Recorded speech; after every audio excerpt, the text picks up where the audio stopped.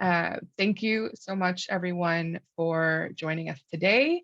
Please feel free to introduce yourselves and interact with other members of the audience in the chat box. And please make sure that you switch your settings over to everyone so that we can all actually see each other. If you have any questions for any of the speakers, please go ahead, put those into the Q&A. Following the presentations and the panel discussion, we will set aside some time for audience questions. So once again, welcome everyone. My name is Lindsey Higgins, and I head up Climate Insights for Pale Blue Dot.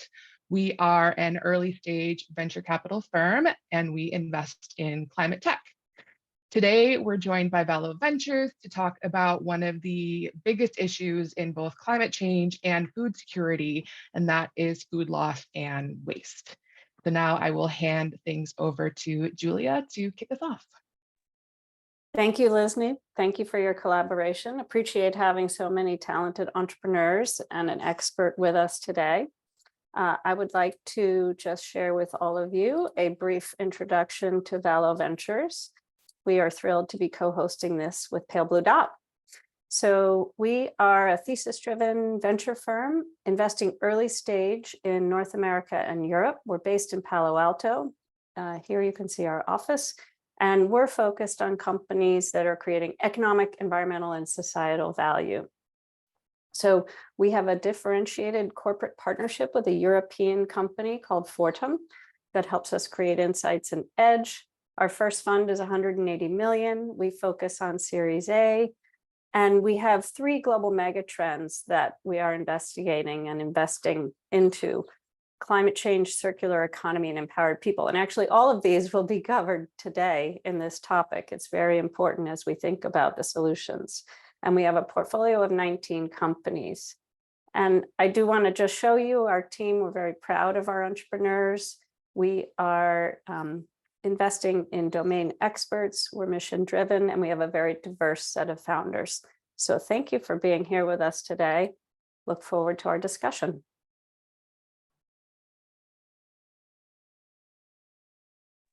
I would now like to take the chance to introduce our guest expert. We are very fortunate to have today with us Alexandria Coari. She is ReFed's Vice President of Capital, Innovation, and Engagement.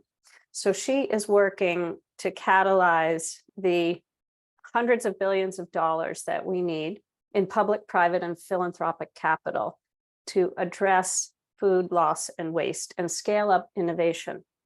She has more than a decade of experience in investment banking, sustainable food supply chain businesses, and innovation accelerators at startups in the for-profit and nonprofit space. She has worked in the US and Latin America. And after starting her career at JP Morgan, she led the Fair Trade organization, worked at a startup called Ollie, and was also an instrumental team member at Agora Partnerships. So she brings a wealth of experience in many aspects of this problem, which makes her a great speaker for us here today. She's also really passionate about helping mission-driven companies like the 3 founders we have with us to grow their impact and use market-based solutions to solve this problem. So I will turn it over to Alexandria. Well, thank you, Julia, for that generous introduction. It's so wonderful to be here with everyone today. I'm really looking forward to the conversation about food loss and waste, which myself and our organization at ReFed spend all of our time thinking about. So thank you for the chance to talk about it. So moving to the next slide, if you're not familiar with ReFed, just a quick introduction. We are a national nonprofit that is working to end food loss and waste across the food system by advancing data-driven solutions to the problem. We do that in a few different ways by leveraging data and insights to highlight supply chain inefficiencies and economic opportunities. We work to catalyze capital into viable, effective solutions like the ones that you hear from today. We work to enable waste generators like major grocers, food service, restaurants, et cetera, to adopt viable solutions. And then we also work with just a slew of other kinds of stakeholders across the food system to really help them collaborate on targeted action. So as you'll see on the next slide, really what that means is that our organization is working at the center of and in support of the entire food system, which you'll know consists of many different types of stakeholders, everything from government agencies to capital providers, solution providers, national and international NGOs, major food industry players, researchers, and even media. So let's dive into the topic of food loss and waste. On the next slide here, I want to reposition it not so much as a problem, but really an opportunity, right? So let's start with a couple of facts here. Let's level set. The United Nations is predicting that we are going to need to increase global food supply by 50% by 2050 if we are to feed this growing population. Unfortunately, at the same time, studies are showing us that agricultural productivity has decreased by at least 21% due to the impacts of climate change. And as we go to the next slide, you'll see that that problem is compounded even further because across the globe, we are losing about a third of that food that we produce. And we're being less efficient with the food that we are producing, right? That's costing about $1 trillion every year and represents 8% of global greenhouse gas emissions. On the next slide, you'll see in the US, the problem is, about the same. We're wasting about a third or 38% of all food. And really the amount of cropland, to kind of put this into context, I'm a big visual person. So the amount of food that is going to waste here in the US, that's about an area the size of California and New York combined. It's as much fresh water that we're using to produce that food that ultimately is not going to be eaten that California, New York, and Texas use combined. And it's equivalent to driving 84 million cars over the year, or about 6% of all the US's global greenhouse gas emissions.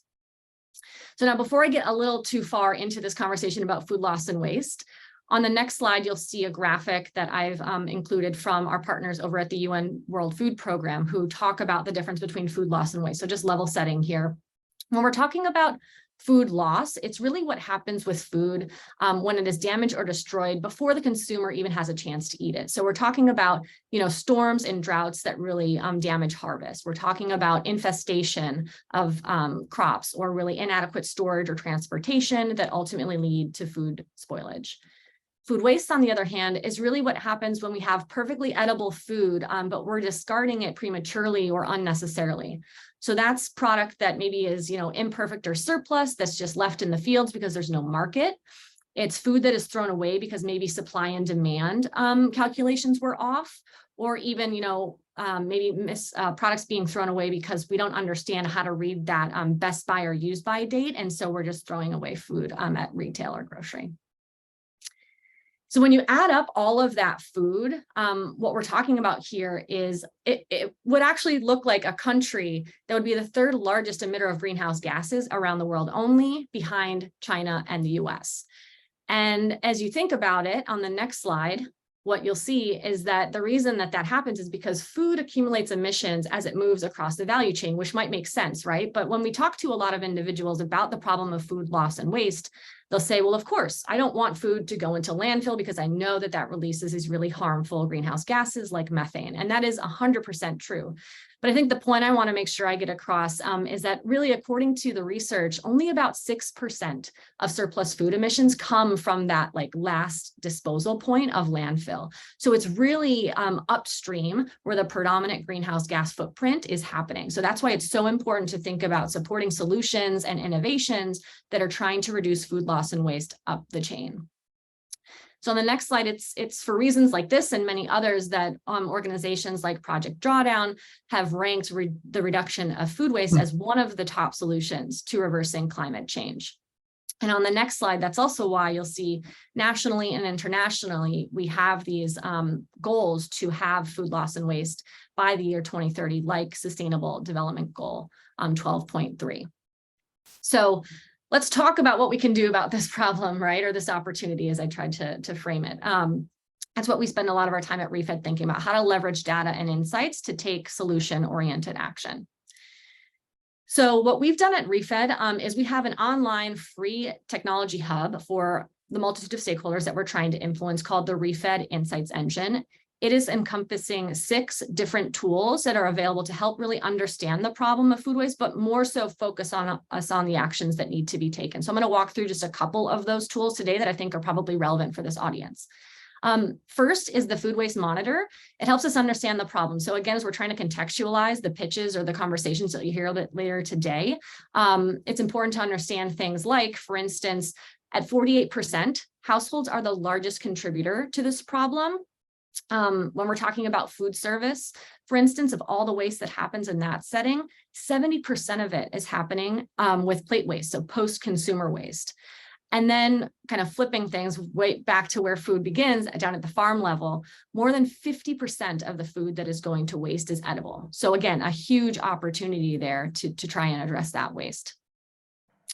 The next slide shows another tool called our solutions database. So let's say that you are really interested in this topic. You want to understand what are some of the top solutions with kind of a climate lens that you want to be looking at and help to support.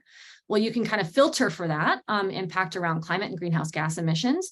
And what you'll see, as I've kind of highlighted here in red, is that one of the top solutions there is consumer education campaigns. And you can see the equivalent, greenhouse gas emissions reductions that we estimate that would happen, how much investment is needed. And if you double click into that, you can actually see the amount of investment that is required across different types of capital. And on the next slide, you're kind of seeing one of those drill downs. This is a fact sheet that we have on active and intelligent packaging, which again, you can see the potential impacts. You can see the amount of investment required across public, private, and philanthropic sources. And you can start to dig into where are some of those incentives to invest in that solution versus where some of the incentives don't exist, which I know is kind of an interesting topic in this space. The next tool is our solution provider directory. So again, with my investor or capital hat on, I'm constantly thinking about where that money needs to go, where is potential pipeline for me. So we track innovation in the space in this directory. We're currently looking at more than 200 nonprofits and for-profits around the US and actually abroad as well. And we put out deal flow reports. So I've shown a little snippet here from one of the companies that is currently fundraising and that we have in this deal flow report that goes out to investors. So Chipotle Farms are currently looking to raise a Series A. They're looking to close this month. So if you haven't heard about them, you can find that out in reports like this. And then the last tool that I think is relevant for this audience is our capital tracker tool. So there's really not a lot of places you can go with like a hyper-focused view on food loss and waste investment. And so this is a tool that's available. You can see the flows over the last 10 years. You can also actually see recent deals, which again can be a great source of pipeline and information about what's happening in the space. So digging into capital, of course, let's talk about the need for capital and where best to invest. So with all that information and data that I just kind of ran through, ReFed has done a lot of thinking around creating a framework or a roadmap for what to actually do and where to invest. We call it our roadmap to 2030. And it is really a framework of these 7 key action areas, all the way from one side of trying to prevent food waste and loss from happening in the first place, down to recycling and rescue. And so the solution providers that you're going to hear from today really span the gamut from optimizing the harvest to enhancing product distribution and refining product management, all the way to recycling anything remaining.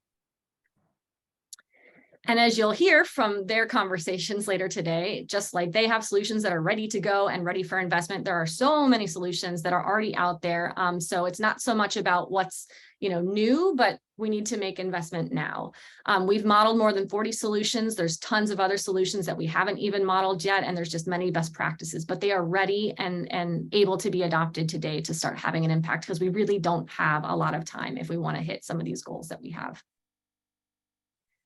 And in the same vein, we've done landscape assessments. We've really organized the ecosystem to understand who is doing what and where and how they kind of compare to each other, the pros and cons, challenges and opportunities. So on the next slide, what it comes down to and what the data is telling us is that from an investment perspective, we need about $18 billion annually from those public, private, and philanthropic sources. 18 billion sounds like a lot.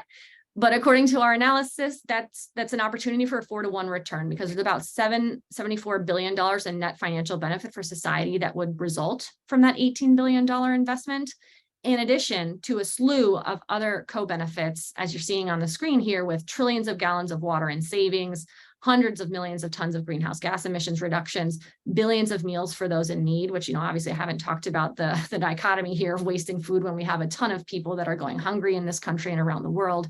And in addition, it's a great economic engine. We're creating jobs as we're investing in this sector. So double clicking into private funding, of course, there's a major role for those that have access to capital in the private space to play here in food loss and waste to the tune of about 8 or 11 billion of that 18. Really, the majority of that we anticipate comes from corporate capital, but VC and private equity have a big role to play. And this is what we've been seeing over the last 10 years, just to give you a sense. We're really excited that investment has been increasing. You'll see that in 2021, we crossed $2 billion of annual investment. 2022 looks like a dip, but actually I think that's an underestimate. It doesn't account for this big acquisition that happened between Misfits Markets and Imperfect Produce, if you're familiar with the space. So I think we probably hit around the same level as 2021. Average deal size has also been increasing over time, which for us, we take as kind of a sign of reaching a new level of maturity in the space, which is exciting. But at the same time, as I mentioned, we know how much need we have, and really this is only about a third of the need that we're hitting on an annual basis. So there's still a lot of potential here. And in terms of where those dollars are congregating or concentrating, it's in a few different buckets. Around private funding, we're really seeing money flow into topics like edible coatings and shelf life extension, imperfect produce channels, meal kits, cold chain, enhanced demand planning, and markdown alert apps. And then there's also a big interest in innovation around organics recycling, upcycling, which we all know is really trendy right now, and then food service tech.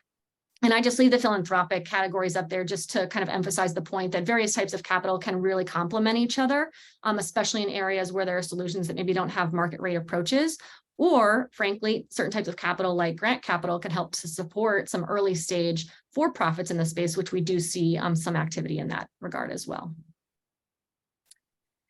So as I kind of wrap up the presentation here, I just want to emphasize again, ReFed has done a lot of the work, so please do use some of the resources that we have.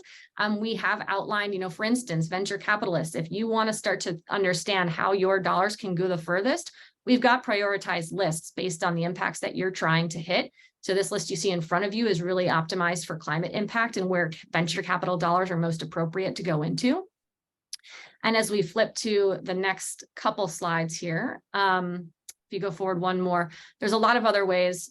Oh, if you go back one, there's a lot of other ways that you can stay involved in this space. We have resources like the Food Waste Funder Circle, which we manage, which is a funder network that educates around the topic further, brings along investors for collaborating and investing in the use of that deal flow report that I mentioned. There's bi-monthly capital and innovation market updates that we send out, which are really all about just staying on top of the trends. Use those resources and tools in the insights engine around solution provider directory and the capital tracker, which can be useful in terms of a pipeline tool. And then additionally, we're always here to act as an advisor if we can be helpful. So with that, I'll end it there, and I'm really looking forward to hear from the solution provider. So thanks again for the opportunity.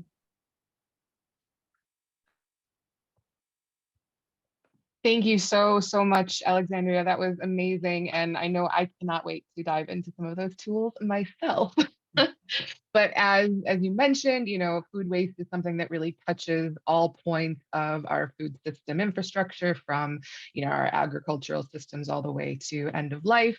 So for our startup presentations, we're going to be taking a bit of a journey through that value chain and what types of solutions are available. And we will kick things off with William Pelton from Phytoform. Thank you, Lindsay, and thank you to Valo and Pale Blue Dot for hosting me. Really happy to be here. So as Lynn said, I'm Will Pelton, co-founder and CEO of Phytoform. My background is in crop genetics, which I have over a decade of experience now in that sector.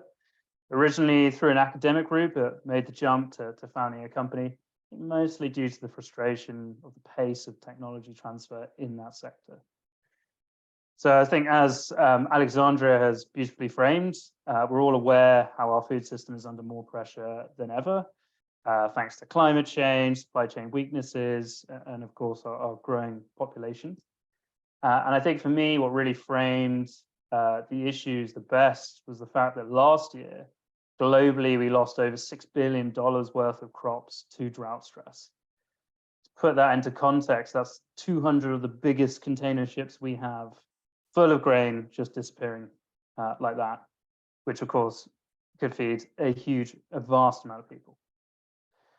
So at Phytoform, we believe that genetic solutions are a really important overall solution to this problem. Genetic solutions have already provided many answers over the years, but that's kind of the problem. These genetic solutions usually take many years, if not decades, to develop using conventional technologies, and that requires millions of man hours and is very, very resource intensive.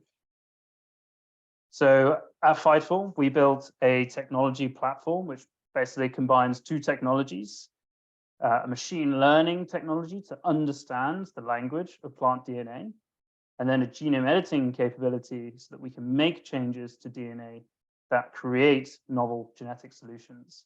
You can kind of think of us as like the chat GPT of plant DNA that can deliver genetic solutions in months, not years, and significantly reduces the resources needed to find these solutions. We are partnering with the most advanced crop genetics companies in the world to deliver these genetic solutions into the best of our partners' existing crop varieties. And we're delivering these traits right now. So our first crops will be coming out towards the end of this year, mainly in the US market, which we're very excited about. We're a team, a 20-strong team of world-class scientists. We're based mostly in the UK, but also with the US presence, obviously supported by some incredible ag industry advisors. And our aim is to serve the $12 billion global crop genetics industry, build a stronger food system, as we'll discuss more about today, with a much smaller global impact. So yeah, I'm really looking forward to discussing the role of crop genetics and how we can solve our global food waste problem. I think it's a big solution. Obviously, I'm very biased, but also looking forward to hearing from other panelists as well. Thank you, Will. And now we will take a look at more of the supply chain side, and I will hand it over to Ben Rubin from SnoFox Sciences. Thanks, Lindsey. And thanks everybody for being here. It's a real honor to be up here with Michelle, Alexandria, and Will, and the whole Pale Dot and Valo team. A lot of work went into getting this together. So thanks for joining us. And yeah, so SnoFox Sciences is at its heart a data analytics company servicing the refrigerated and frozen supply chain, which is more commonly known as the cold chain. For those of you that are sort of familiar with it, you'll hear me use that term cold chain quite a bit over the course of the next however much time we have here. And what we do is we take the data that's already being collected from specifically cold warehouses right now. So we don't need to deploy any more sensors or any more monitors. And we combine that with custom digital twins that we build in-house of these refrigeration systems that we're looking at. And what that allows us to do is offer these like really never before seen insights on operational efficiency and energy efficiency to our customers.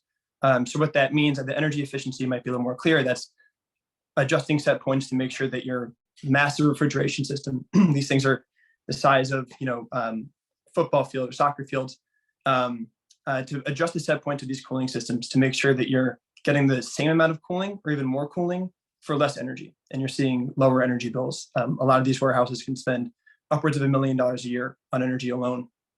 And the operational efficiency really comes from alerting the maintenance teams to system anomalies or potential system downtimes, which then of course lead to warming temperatures and food loss. There was a great slide in Alexandria's presentation which mentioned the part of food loss being from failures in refrigeration.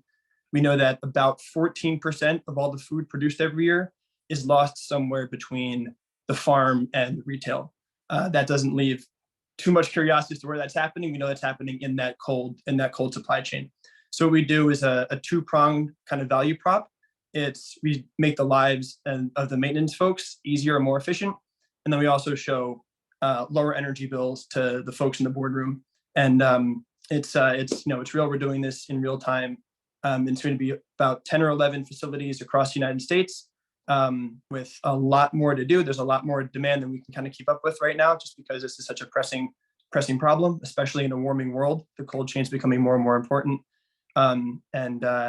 Yeah, we're hiring and looking to keep up with some really exciting demand. Thank you so much, Ben. Yeah. And finally, we will take a look at giving value to what would have been considered waste. And I will leave it to Michelle Ruiz from Hyfé. Hi, everyone. Thanks for having me. Great to meet everybody in the audience as well. And thanks to the Valo and Pale Blue Dot teams for organizing this.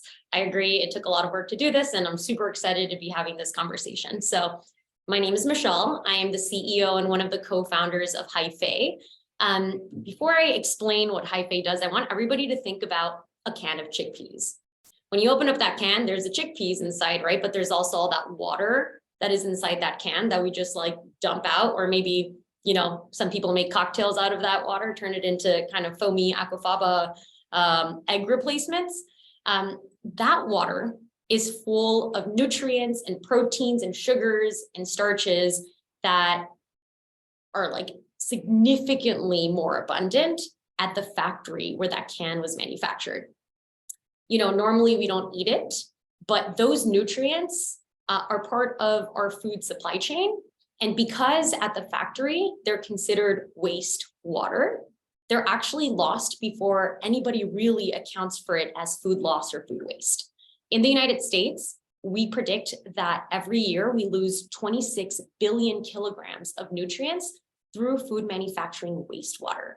And so Hyfé is actually looking at that type of food loss, which is kind of complicated and labeled something quite unsexy and sort of accounted for in a really fragmented way, not quite as food loss. And we are converting all of those nutrients into a low-cost feedstock for biomanufacturing, really enabling biomanufactured products. So think alternative proteins, alternative materials, fuels, chemicals with a fraction of the carbon impact of oil and gas and industries that require deforestation. We're enabling those products to compete at price parity. So like mass decarbonization potential, all using this lifeblood of food manufacturing, which is wastewater. My background is in chemical engineering. So I actually spent a decade working for ExxonMobil in the oil and gas industry before I came over to the light side as a chemical engineer. And one of the most impactful moments of my career was running a wastewater treatment plant. And I want to explain a little bit as to why wastewater is considered food waste in a way, or food loss. I think it would be more applicable. The way that we clean water in wastewater treatment is a fermentation process. So you literally have all of these nutrients that go into a wastewater treatment plant. And instead of using like membranes to like kind of extract those nutrients to throw them away, we use bugs like microbes, bacteria, and fungi because they're tiny and they can actually access all of these dissolved nutrients. So we put microbes in contact with the aquafaba from your can of chickpeas, and they go in there and they eat those nutrients. And as they eat, they're pretty much like removing, scavenging those nutrients from the water. So then we get clean water. But at the same time, they're releasing methane, NOx, SOx, and then eventually growing as a biomass population. And guess where all of that goes? Filtered out straight to the landfill, or filtered out with all the heavy metal chemicals that we use in wastewater treatment and spread in fields to promote growth of our own food. And so long story short, wastewater treatment is not effective. Food manufacturers generate the third largest amount of wastewater in the world.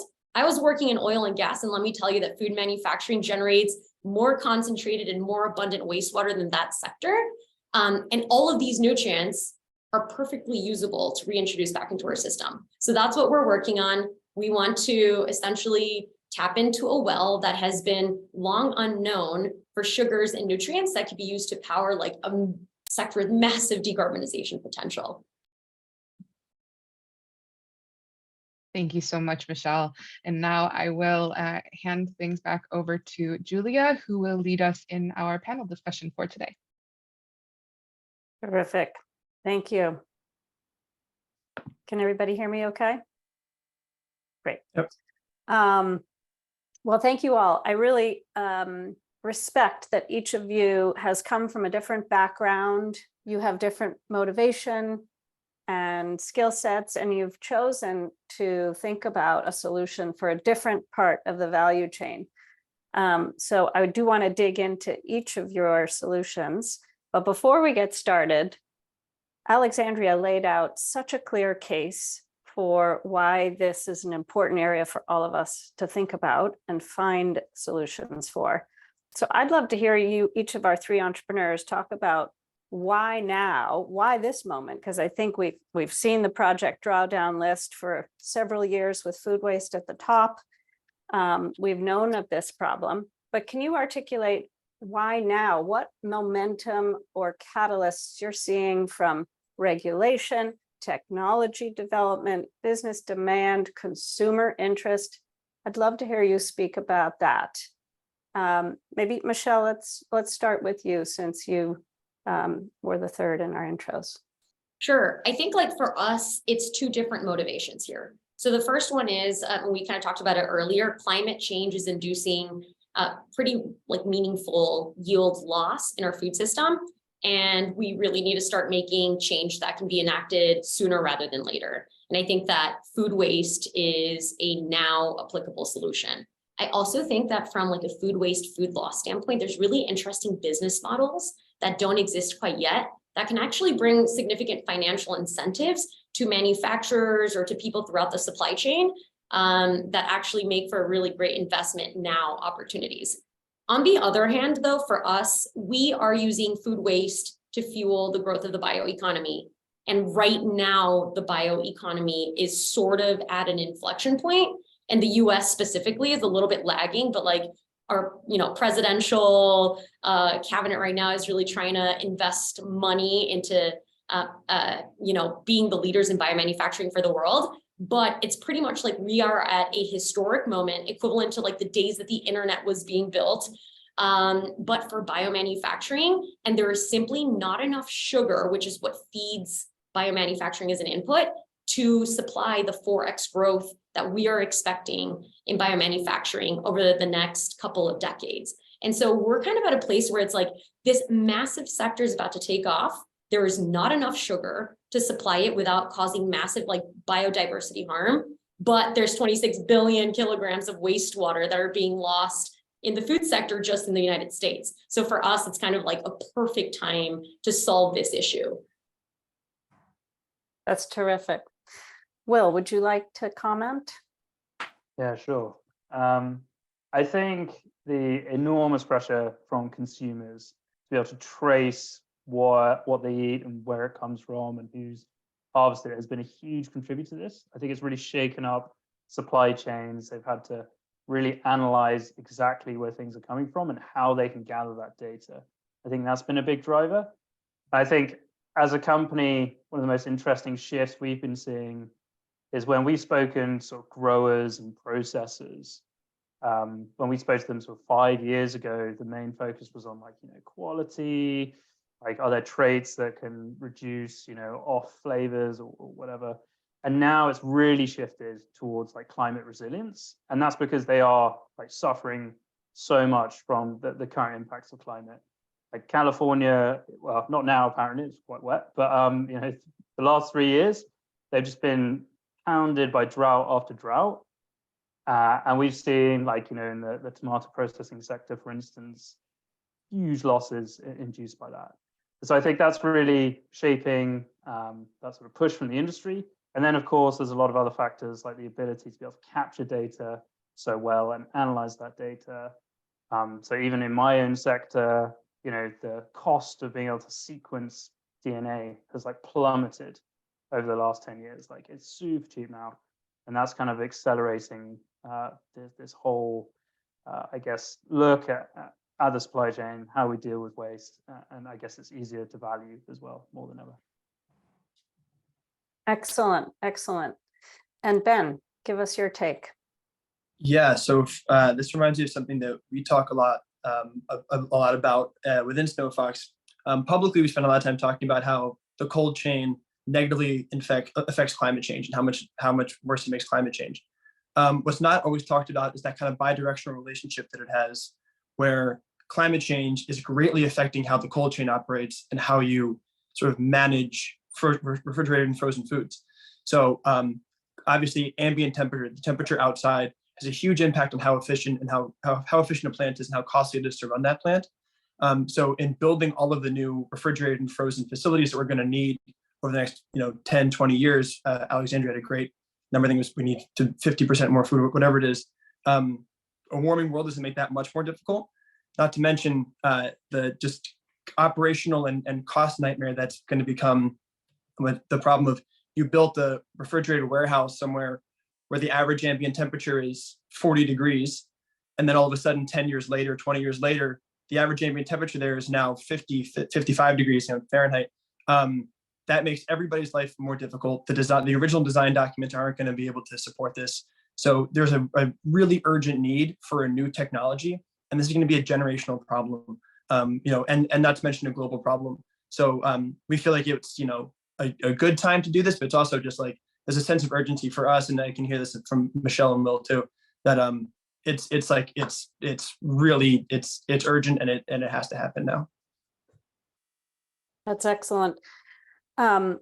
Each of you is also operating, I believe, in different parts of the world. Alexandria's presentation highlighted how challenges differ in different geographies.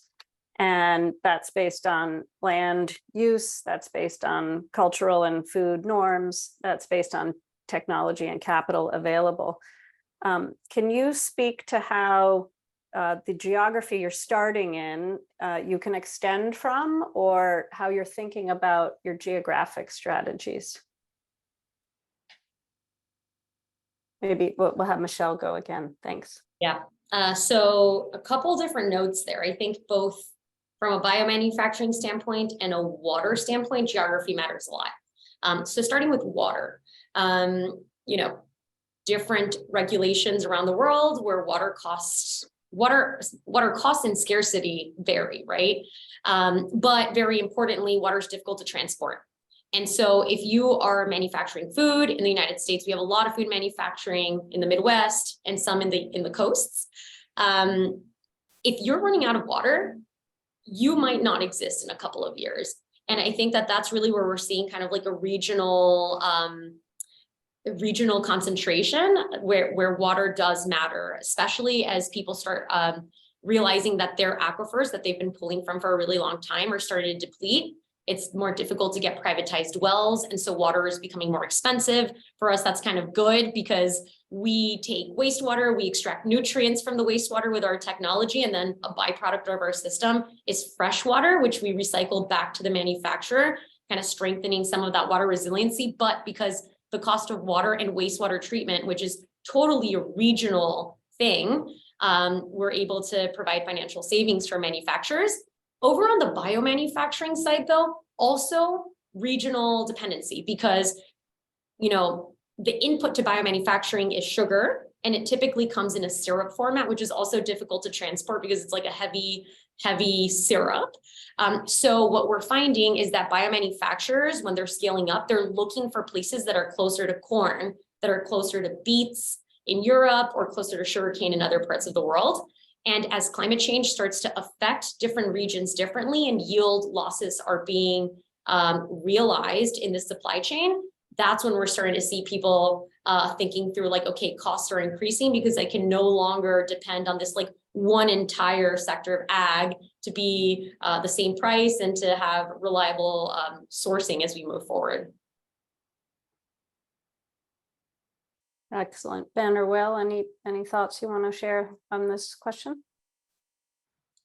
Yeah, so just briefly, I think this is something that Will and Michelle can probably have experience with too, is our customers, our end users, are basically almost never in coastal cities that are talking about climate change a lot. Our end users, we're deploying to warehouses in Wilmington, Indiana, across Iowa, the Midwest.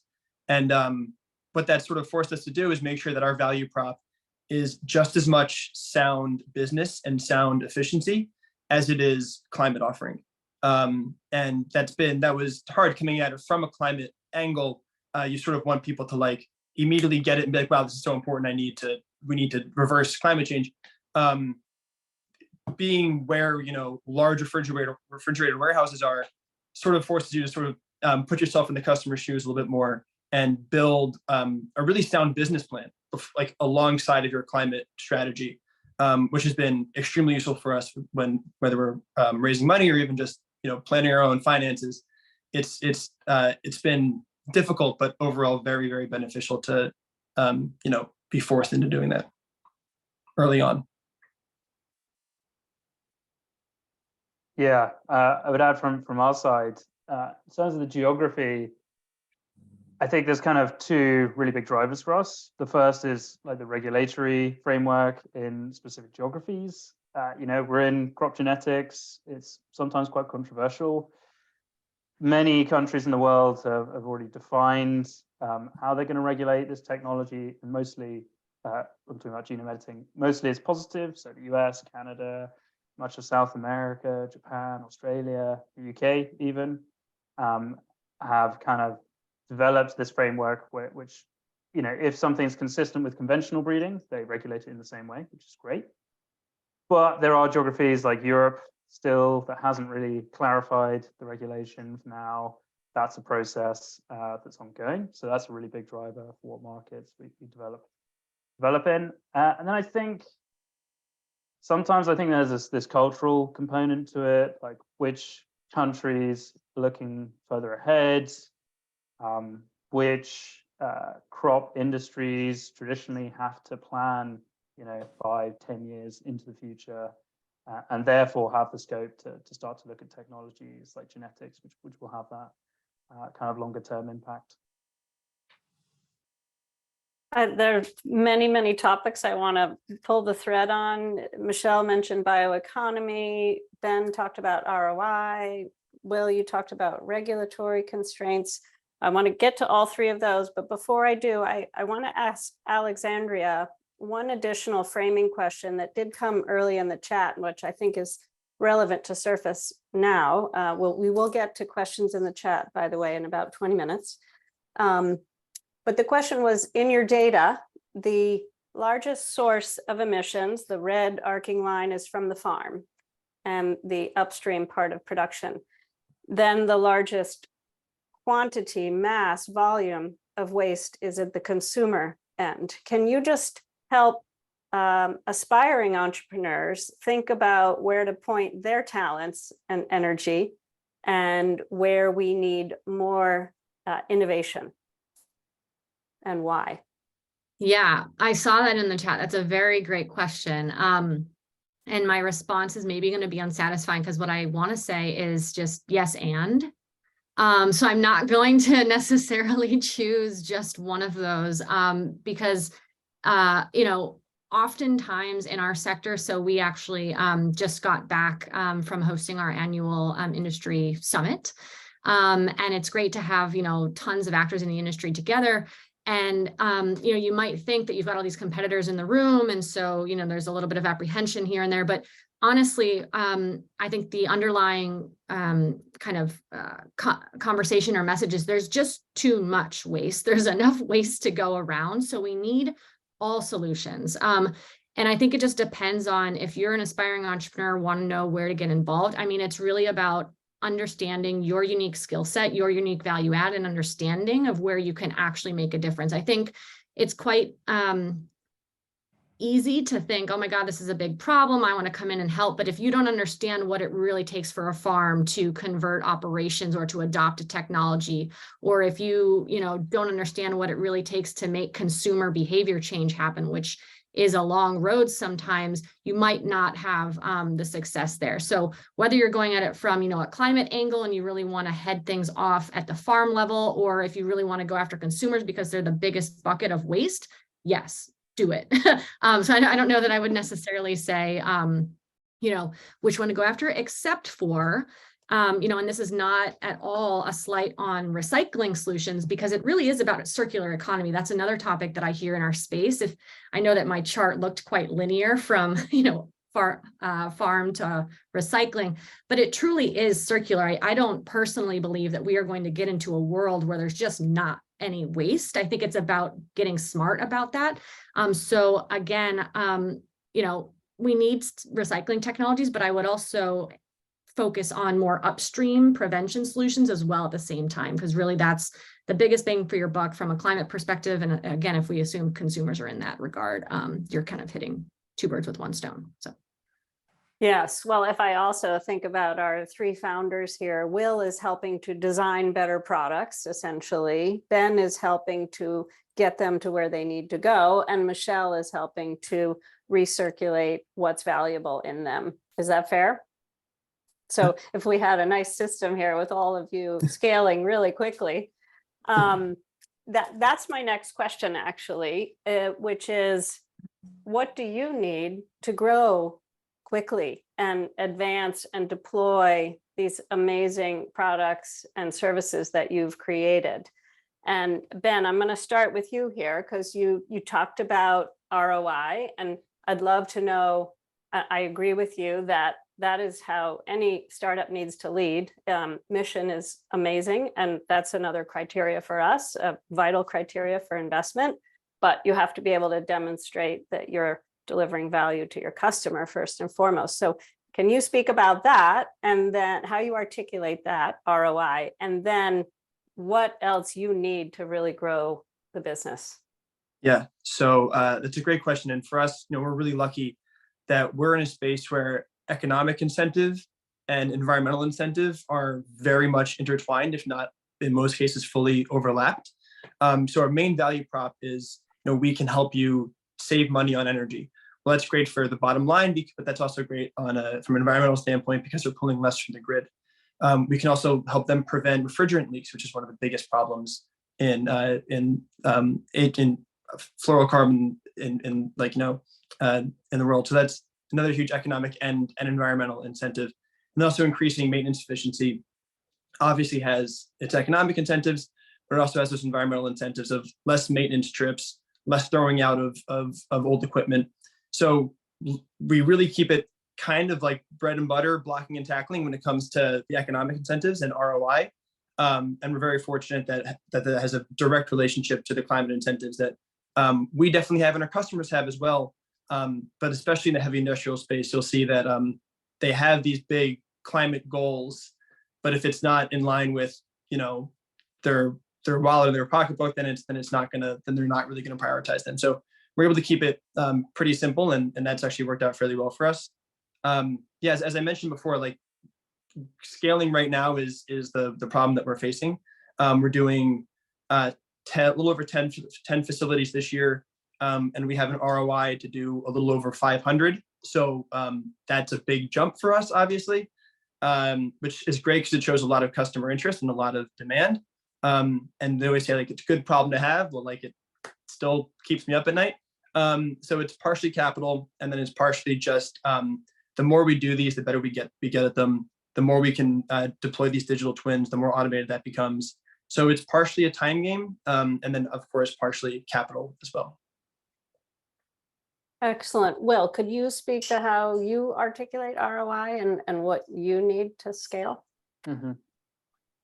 Yeah, I'm going to go back to regulation because I think that's an important part of it. Having a really clear, concise framework for how to regulate the sort of products that we're developing is really, really important. I think the USDA has done a great job on developing the secure rule, which is the new framework that governs new breeding technologies like genome editing. And I suppose it gives customers and the supply chain confidence in products we're developing, but it also isn't inhibitory. It doesn't take years to get through. So I think that's really important, something that geographies like Europe are going to have to work on. I think the second thing for us is, some of our customers are growers, effectively, so farmers, and they are like really cautious gamblers. So every year they stick a crop in the ground, and they get one shot at making a profit. And so they really want to make sure what they put in the ground is going to return on their investment. And so for us, we have to be really confident in the proof points that we're delivering. But the great thing is with farmers and processors, once they are confident in your product, then they're loyal, right? Once it works, it works. They don't want to change.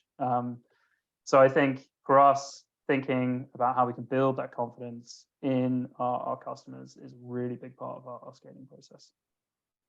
And do you see other entrepreneurs who are working on this, addressing the problem at the farm stage, also having to manage that challenge of a very slow decision-making process with your buyer?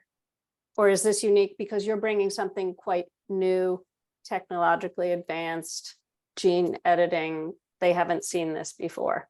Do you have a unique challenge, do you think? No, I don't think it's a unique challenge. I think, you know, any company that's developing any sort of novel input, or even sort of reimagining a current input for sort of upstream of the food supply chain is going to have this problem. But, you know, I don't necessarily see it as a problem. It's an opportunity. Like, if your technology really delivers on what it says it can, then I think, you know, that's going to be okay. But yeah, if it's a hard sell, perhaps it, you know, doesn't do quite what it's expected, then yeah, it's going to be difficult.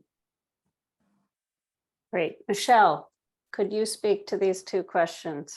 Yeah. ROI and so- scaling. Sure. So yeah, for us, really the stage that we're at is all about speed.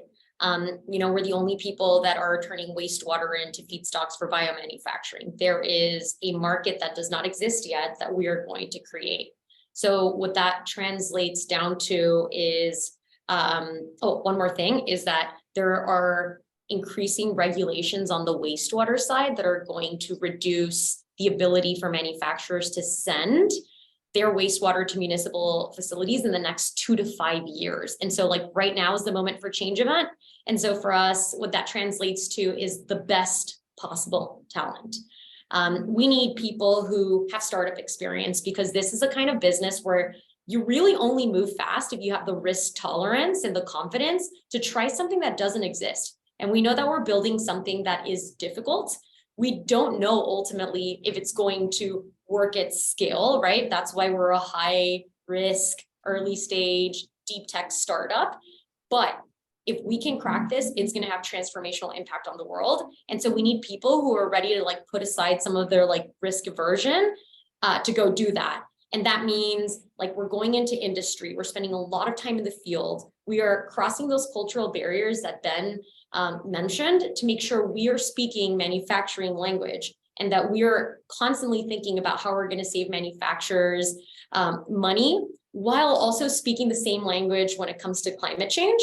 And so, yeah, so in terms of talent, people with startup experience, with industry experience in manufacturing, especially in food manufacturing, and also really curious about, we're about to double our team. And so looking for people with experience in the lignocellulosic biomass upcycling from biofuels 1.0, really curious about that type of talent. I'll say next, we need more wastewater generators to get in contact with. So, you know, our value proposition is we're going to save you millions of dollars per facility by reducing your wastewater treatment needs and increasing your ability to reuse water, all at a lower cost than what you're paying today, right? So like we get meetings pretty quickly, but there's just so many manufacturers in the world that we want to talk to all of them. So that's the other thing. And then the third piece is we need to get a little bit more integrated into the ecosystem that is really crafting language and regulation around the bioeconomy. There is a lot of conversation around alternative feedstocks being critical for the growth of the bioeconomy, but because nobody else knows that wastewater can be useful, we are essentially the ones leading that thought leadership. And so that's something that we're going to be focusing over in the next 2 years, like really starting to be part of that conversation so that we can get more grant funding to do deeper research that pretty much brings to question like, hey, what the entire bioeconomy thought was true about what we need for inputs, is that really true, or is that just what we know so far? So those are kind of the 3 pillars, but to everyone's point, like, especially in industrial manufacturing, it's all about cost savings at the end of the day. And so sustainability benefits is a nice to have, but if you're not like driving savings at the bottom line, you don't really have a good value prop for them. Yeah. I want to pick up on these thoughts around the bioeconomy that you have seeded, you and Will, and ask Alexandria whether you've started to model this new way of producing food into your tools and projections and trackers, and how you think about where the bioeconomy and biomanufacturing, fermentation, cell-based agriculture, plant-based proteins produced in new ways, how that will influence this picture of food waste and loss. Yeah, no, that's a very great question. And I would say there's a lot more work and more research that needs to be done in that regard. Right now, we are not, I would say the data is not extensive on that side in terms of what we have in our models. So we're really excited to continue to learn from entrepreneurs and the industry on what's happening there, because I think it can have incredible potential to really disrupt this space, again, and help to really make things more circular and closed loop. So yeah, we're very early days in terms of how the data is able to reflect the potential there. So definitely not incorporated right now in even getting close to what the opportunity truly is. Great. I think it's very exciting. Okay, so we have 3 more minutes before we turn to audience questions, because we have some really interesting people who've joined us today. So this is going to be the X factor question. I'm going to throw it out to each of you to wrap us up in 1 minute with any thoughts or requests that you have. Anything else that you want to say or add to the discussion on how we address this problem? Ben, you want to go first? Well, the big thing for us is always thinking about the point that I mentioned earlier of how the cold supply chain is going to look when the world is so much warmer. But even just a day-to-day exercise request, we're not exactly raising money right now. We are hiring, but my request to everybody would be throughout the rest of the day, think about everything you touch. Was this in the cold supply chain at some point, or was something that went into making this in the cold supply chain at some point? And I think you'd be really surprised to realize that like almost everything, more than half the stuff that you interact with on a daily basis was in a refrigerator or frozen warehouse or truck at some point. And then just kind of let that sink in, because it's an oftentimes underappreciated part of daily life. Thank you. Will? Yeah, I guess I think the takeaway for me is this is happening right now. Like climate change is having a huge effect on the industry already. And I think it's something that's underrepresented in the media. Like in the UK, I think people only really realize this when we have a shortage of cucumbers or something for a week, and people almost think it's a joke, but that's actually a result of inclement weather in Morocco or Spain that's then cut off that particular vegetable in the supply chain. It's only going to get worse. So I think people need to realize that this is a massive danger now, and we need to take action. And then I think also understanding the cost of food in terms of inputs, in terms of energy, and in terms of growers, processors, human time to grow and produce these foodstuffs. It all costs a huge amount. Yes, and such opportunity cost, right? Land use and otherwise. Michelle, what are your final thoughts? My message is to all the potential entrepreneurs out there, or people who want to have an impact that's meaningful on the world. And my message is, if you care and you know that the time is now, which it is, like, just try to let go of a little bit of that risk aversion. Like being an entrepreneur is the most incredible experience I've had in my life. I worked at Exxon for a decade. I never thought I would do this, but it has been like the best thing for me. And I wake up every single day knowing that if we solve this difficult problem, which by the way, if food waste and loss has gotten this bad, it's going to be really difficult to solve. But every single day that if you solve this, you're going to change the world. And I just want to encourage everybody to look at the skill sets that you have. That's what you're going to be the best at, whatever industry you've already trained at, and then just go do it, because we need a lot of solutions. Yes, I wish my daughters were on this webinar. Alexandria, would you like to add anything before we turn to audience questions? Yeah, no, I think the only thing I'll add is I'm so encouraged every time I'm in conversations about the topic of food loss and waste. I really do believe it's one of those few topics that is truly bipartisan and that pretty much everybody can get behind. Nobody really is arguing to waste food, right? So it's just a great space to be working in and supporting.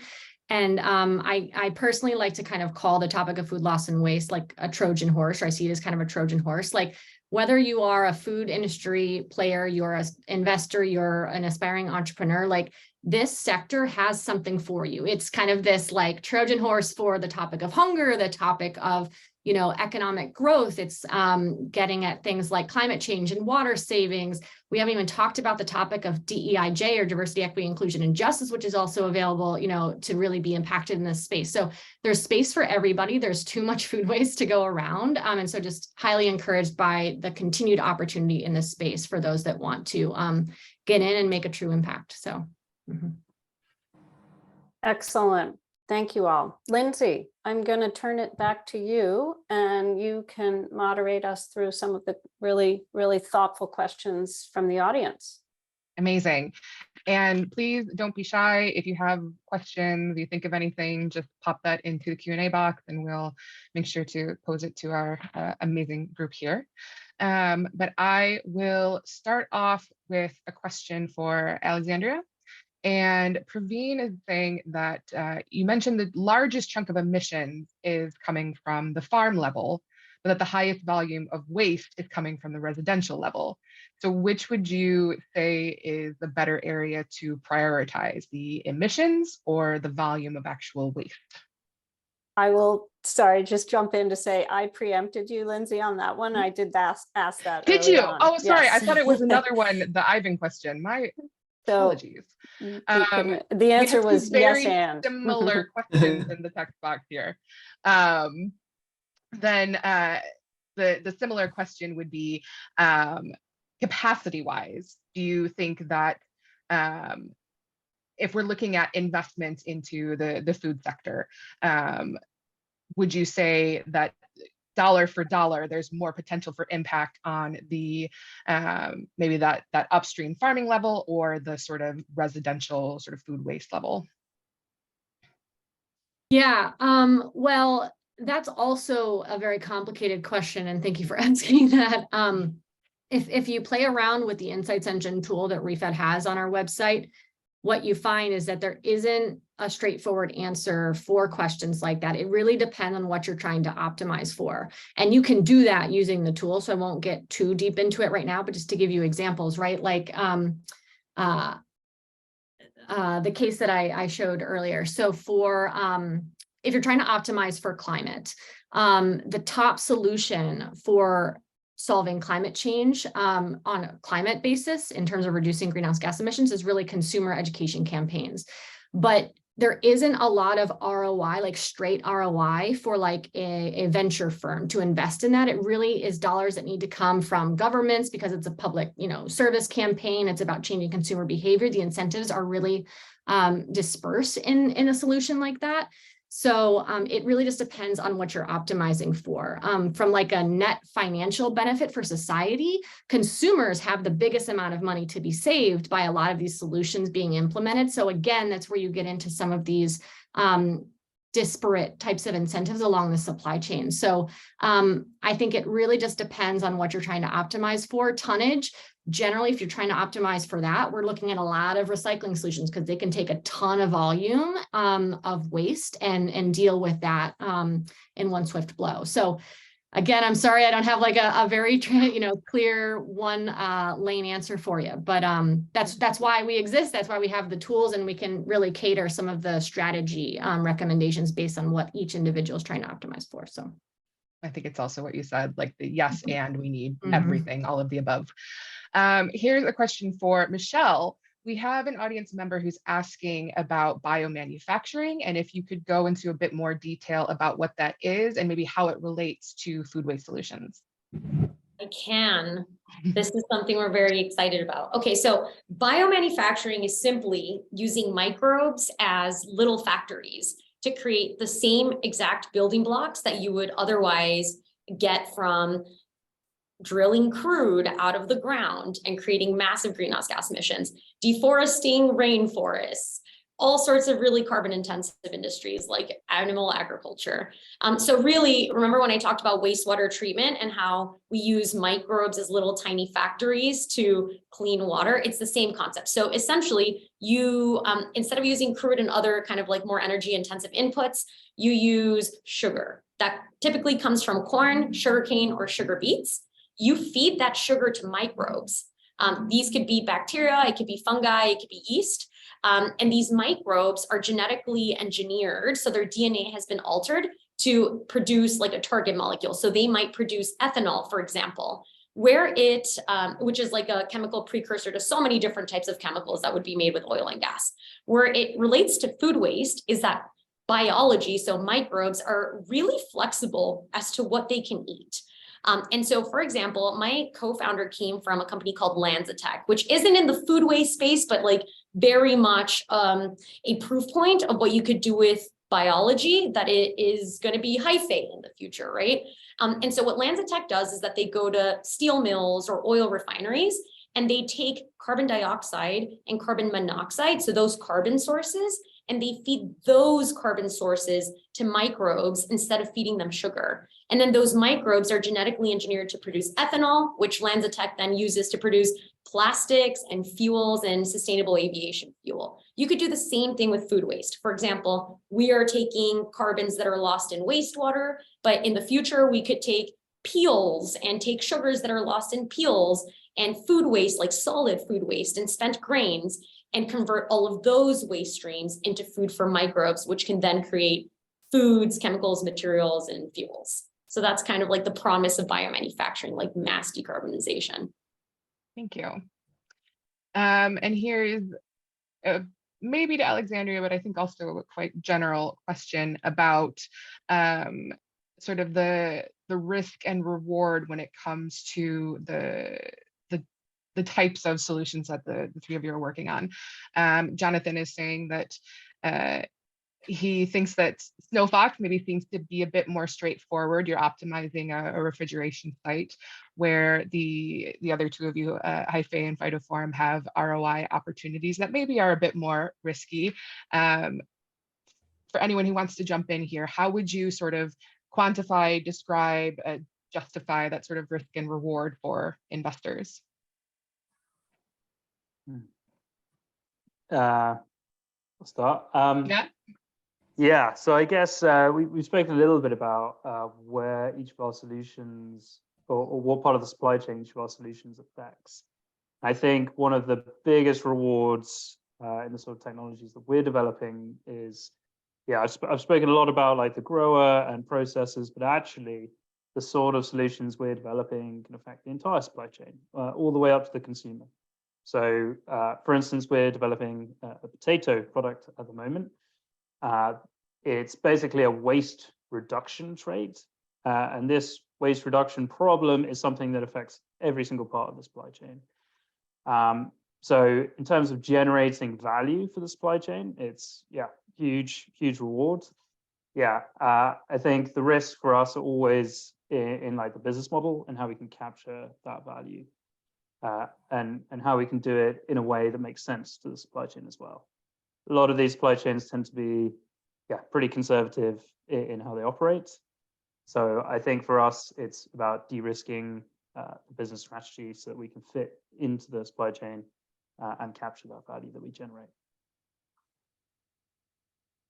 Thank you. I can comment next. I think a really good analogy is Tesla. So think about when Tesla went out there and they were like, hey, we're going to build this. Actually, they didn't even start building an electric car. They started with like more basic components, but they were like, we are going to build the infrastructure for charging points throughout the world. It's going to cost so much capital just to put in this infrastructure for people to go charge their cars. And you know what? A lot of investors did not invest, but the investors that did invest are now backing, or maybe already exited, a company that owns all of charging infrastructure that actually like works well, and is now able to maximize how much money that they make, because now everybody needs their charging infrastructure. So I see that our company in the same way. It's high risk. You know what? In the base case, there's no public information that's useful about wastewater generation. We don't regulate it at that level.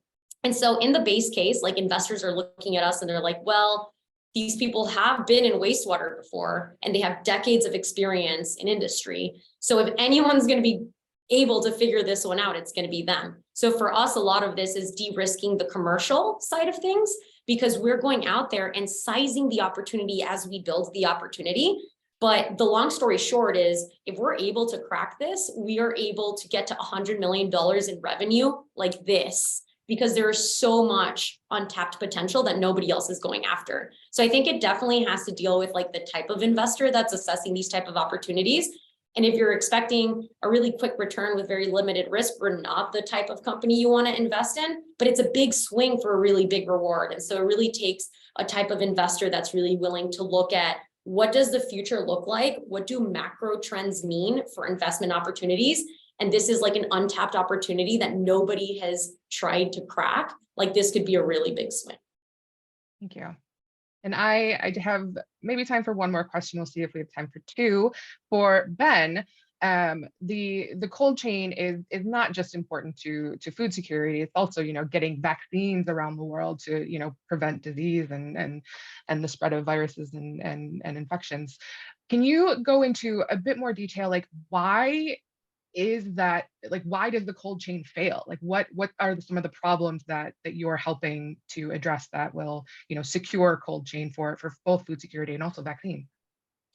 Yeah, so this will go back to some of the points that Alexandria made as well. I should mention that we actually got our start in the vaccine space. So we first proved that we could do this kind of remote analysis and failure detection in a very small vaccine refrigerator in the jungles of Myanmar. When we proved we could do that, we thought, okay, people will really pay for this.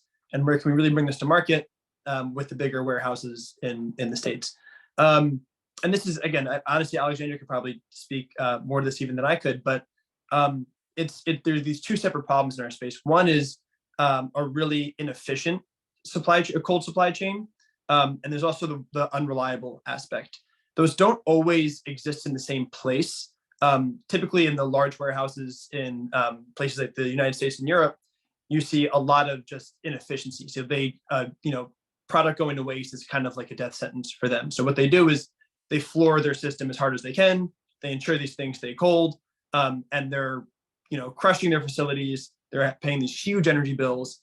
And then when you get downstream more towards that last mile delivery, in some places in the United States and Europe, but a lot in Asia and Africa, and sort of the developing world, is when you start to see the unreliability come up.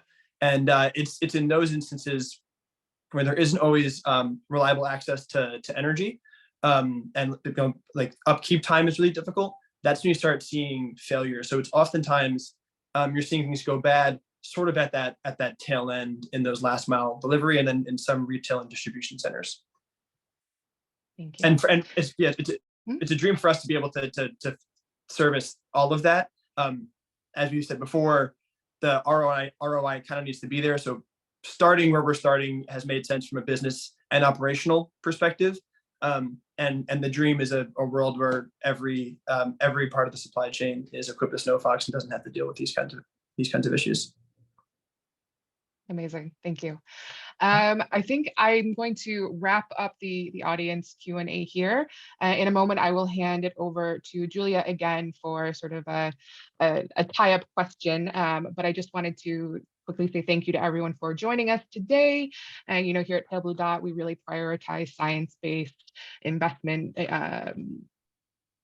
protocols, and we really incentivize the research that we do. So I invite you all to check out our public research Notion. I'll put the link in the chat box. But Julia, please join us again now. Yes, I have one final question for Alexandria, and then I'll say a few final words. In 30 seconds, could you tell us your vision for a sustainable food system 10 years from now? How's that? Julia, I thought we were friends. What a big question. Yeah, I think my vision for a sustainable food system is one where, we are using the resources that we're producing efficiently. We're being inclusive of who has access to those resources that our system is producing.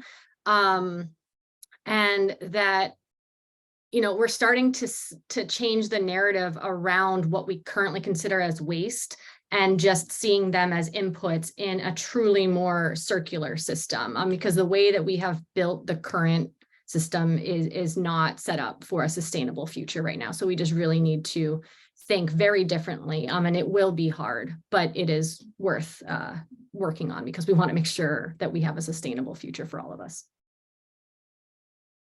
I love that. Thank you all. Thank you for joining. A quick thanks to Allison Berman, my colleague, for organizing, Lindsey for your partnership and all that we love to do together with Pale Blue Dot, to Alexandria, Michelle, Will, and Ben for joining us. We really appreciate your insights, and we at Valo welcome anyone who's attending the webinar to follow up with us directly or through our site. If you have ideas, if you have questions, we would love to hear it. Thank you. Yes, thank you, Thank- everyone. Thank you.